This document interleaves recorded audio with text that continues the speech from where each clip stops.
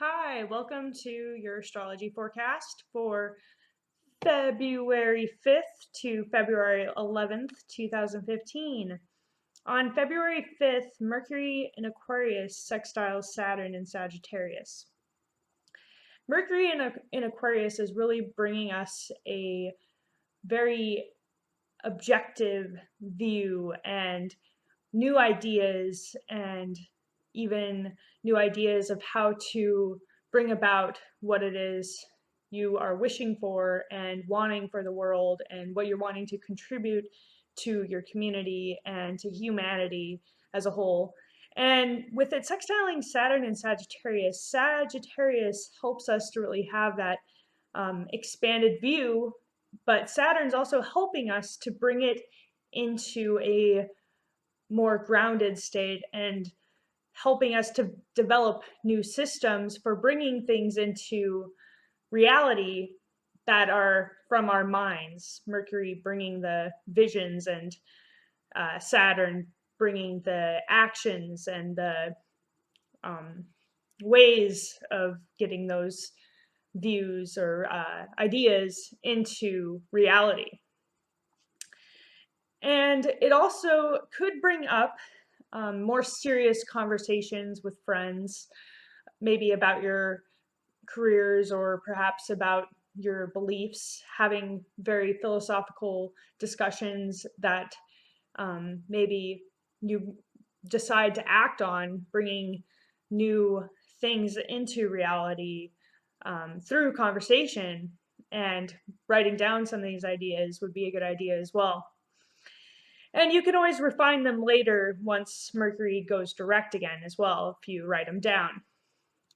But right now we're receiving a lot of insights, especially by going within ourselves and looking at what it is we really want to bring forward into the world, and also refining what beliefs we hold that may be limiting us from bringing these ideas into the world. So it's really a good time for refining new visions that you're having.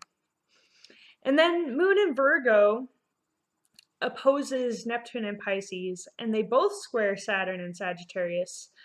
So Moon in Virgo is very good at focusing on the details, and it wants to do things in a very orderly, step-by-step kind of fashion, taking care of the more practical things in life, and also paying attention to your health and paying attention to your emotional health as well. And whatever habits you might be having at this time, maybe you want to change some of those habits.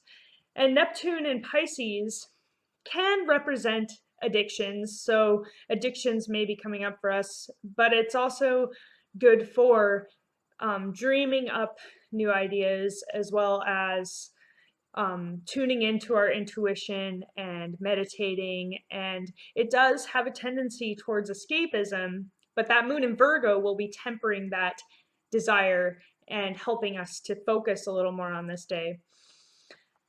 With them both square Saturn and Sagittarius, Saturn is also wanting to help do more practical things, but there's also the belief system aspect coming up for us, especially since our intuition is going to be very strong, and there is a need for a change of behavior, a change of belief systems or habits or just modes of behavior that we've been accustomed to.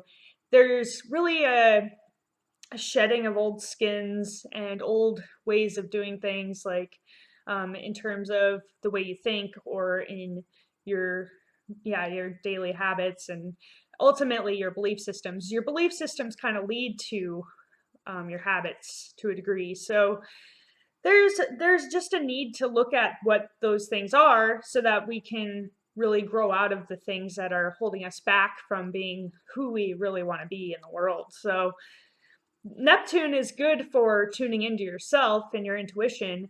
The Moon in Virgo is good for practical application, and Saturn in Sagittarius is really good for tuning into what beliefs are holding you back. So that's ultimately what is needing to be done.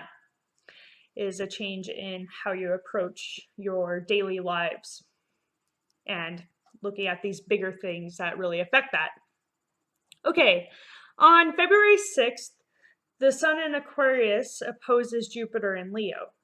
So the Sun in Aquarius is, of course, great for finding friends who are very in tune with you and who you are as an individual.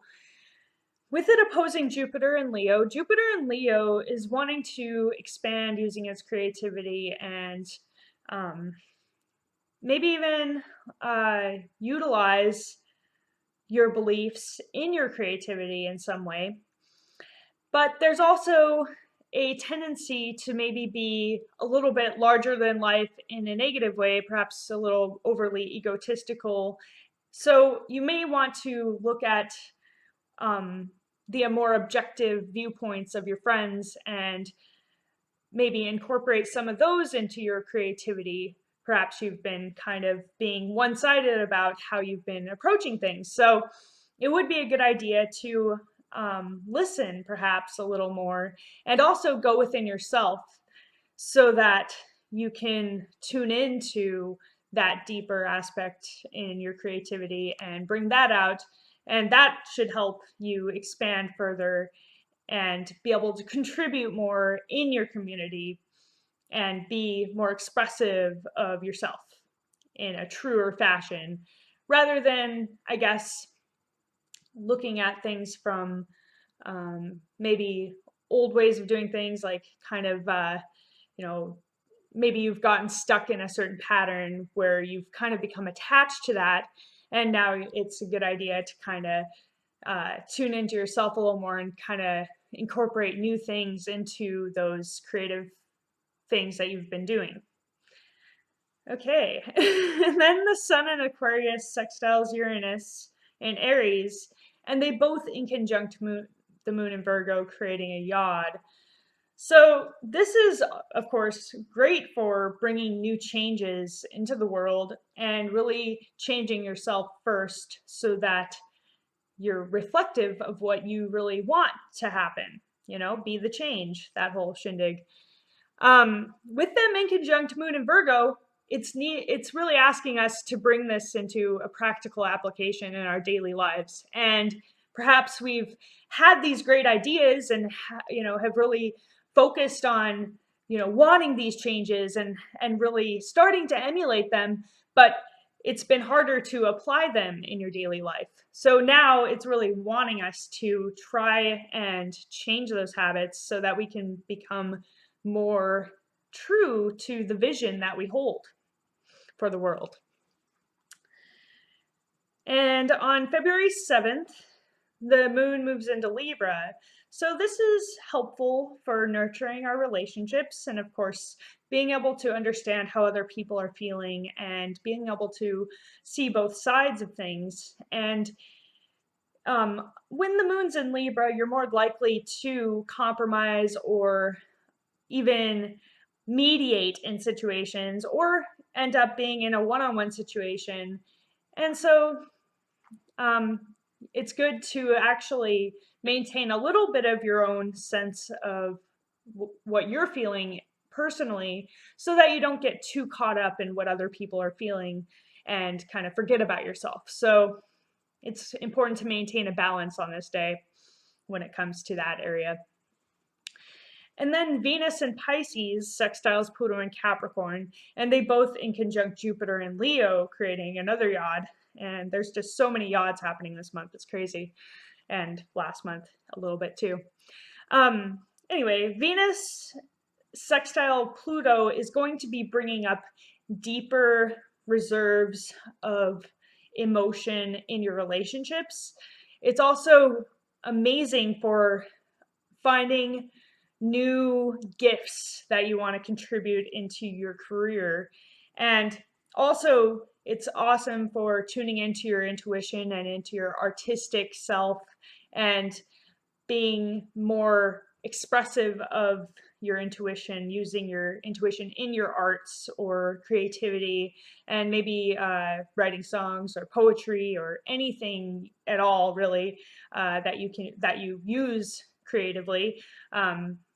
You could do very imaginative things, and romance will be especially idealistic at this time. And at a deeper level, Pluto in Capricorn is bringing a very strong, deeper aspect to relationships, and it's also making relationships a bit more practical or solidified or down to earth. So even though Venus and Pisces can be overly idealistic, Pluto in Capricorn brings a more realistic tone to it, and a deeper one at that. It's also amazing for tuning into your intuition, because both Pluto and Pisces are very much to do with the unconscious processes and the transformation of bringing things from the unconscious into the conscious. So there's a lot of things coming up from under the surface, especially things related to gifts you want to bring into the world. And so both of them in conjunct Jupiter and Leo makes it a challenge for us to express and expand upon those things, and to even want to gain abundance. But that's what it wants us to do. Jupiter wants us to express these things so that we can expand further into the world and create abundance for ourselves, and also create joy for others and joy for ourselves. So right now, it may be somewhat more difficult to do that, especially because Jupiter is retrograde right now still. So it's a good idea to maybe start things, but not necessarily put them out into the world yet, and look within yourself more right now and really refine what these underlying processes are trying to show you, so that when you do and are ready for expanding and expressing yourself, you'll actually kind of know what's going on at a deeper level with yourself and what it is you really want to bring into the world, because that's kind of where it's really needing us to do at this time, with it being retrograde. Okay, February 8th, the moon conjuncts the North Node in Libra. Now, this is helpful for tuning into where we're heading in terms of our evolutionary growth. So the moon helps us tune into our feelings in terms of that, and the North Node is all about our evolutionary growth. It's also helpful for communicating or being with someone else one-on-one, so that you can kind of bounce your emotions off of that person. They can be kind of a reflection for you, so that you can kind of learn through another what is happening with you emotionally. So this is a good day for maybe counseling, or just talking to a close friend or your love, your partner. And then the moon in Libra opposes Uranus and Aries, and they both square Pluto and Capricorn, creating a T-square. And of course, this has been happening quite a bit for the past couple of years. So the moon in Libra, of course, is wanting to nurture our relationships and be in tune with another person at a more deeper level, but also being able to see objectively both sides of a situation. Opposing Uranus and Aries, unexpected things could occur, and Aries may bring up unexpected confrontations that you have to face. And it's also brings about a streak of independence and individuality, and wanting to really break free and be uniquely yourself, as well as being able to really just be true to yourself in such a radical way, which can be somewhat intense, and could, if you approach it in the wrong fashion, then it could really upset those Libra scales. But it can also help to bring some radical self-confrontation and self-awareness and truth coming out, which is good ultimately. With them both square Pluto and Capricorn, of course, is creating deep transformations in our systems and in our careers and in what we want to really do as our career and that whole thing. And it's exposing all the things that need to change within those structures and everything like that. So, of course, this is creating some tensions when it comes to how we're feeling and what we are wanting to really do to create change. And, because, Capricorn wants to keep things the way they always have been, and Pluto is just not having that. So, that kind of, it's kind of difficult. But it also is necessary because it's getting rid of things that are obsolete or just have become a cancer to the world or something like that, right? So, anyway, this really is having us to focus on what we can do and what we're willing to do, and also being mindful of other perspectives. And then Venus conjuncts Chiron in Pisces. So this is bringing up old wounds when it comes to our relationships, and healing can occur through looking at those things and loving yourself through those things, as well as loving a partner through anything they might be going through as well. And collectively, we're really all experiencing some deep healing, and just the answer is self-love and compassion to that. And then the moon in Libra sextiles Jupiter in Leo, and they both in conjunct Venus, Chiron, and Mars in Pisces. And this is definitely bringing a major focus on relationships. Moon in Libra is the very emotional aspect. Jupiter in Leo is bringing about more of an expansion, a need for bringing, a wider awareness when it comes to romance and how we express our love. And with them sextile, I mean, that's beautiful right there. There's a beauty in that. There's a harmony as well as an ability to expand yourself further through romance and love. And with them both in conjunct, Venus, Chiron, and Mars in Pisces, the main challenge is to confront the old wounds and be able to love yourself and another through those wounds and ultimately heal through love. That's the main thing there. And dissolve all those things that have been causing negative patterns in your life and that have caused pain in your life, and healing and forgiving those things. And on February 9th, 10th, I say that because it happens like right at midnight, the moon moves into Scorpio. So this, of course, is bringing up those unconscious emotions that need to be transformed and can help you to release old wounds even further and transform old stuff, anything negative that you've been holding on to.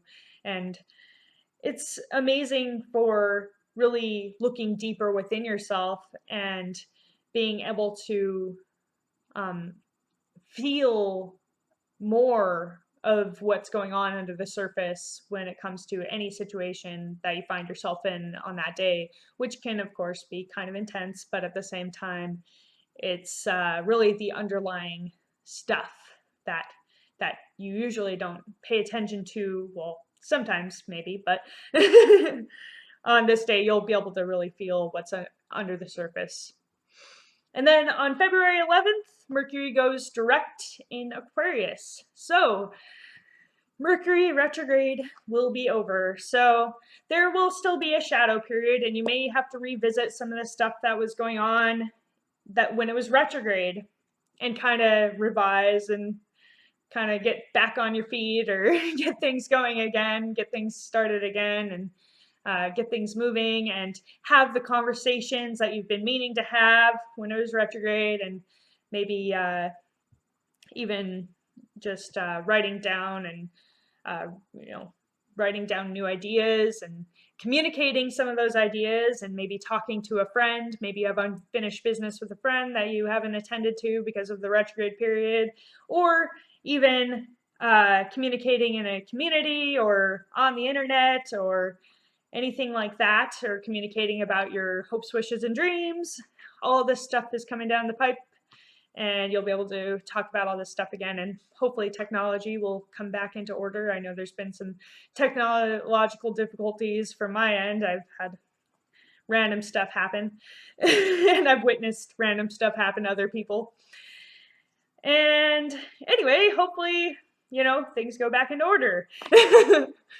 All right, and then the sun in Aquarius opposes Jupiter and Leo, and they both square the moon in Scorpio, creating a T-square, and it's also a last quarter moon.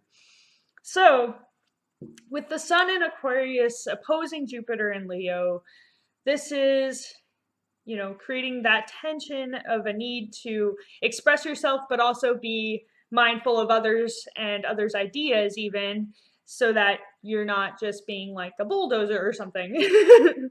But also it's important to look within yourself and always triple check within yourself before utilizing anybody else's ideas. It's cool because sometimes when you get ideas from other people, you realize what it is you actually want. I know I do that. I always ask, oh, what's your opinion? But then I always go with my own opinion, which, anyways. So with them both squared the moon in Scorpio, this is really asking us to look deeper, which is kind of what Jupiter's asking us, look deeper within ourselves to understand how we want to change what we're doing in terms of what we're creating, as well as what we're contributing to a community or to humanity. And also, this can help us to find new gifts and just ultimately transformations and deeper change within those things that we do and those things that we create.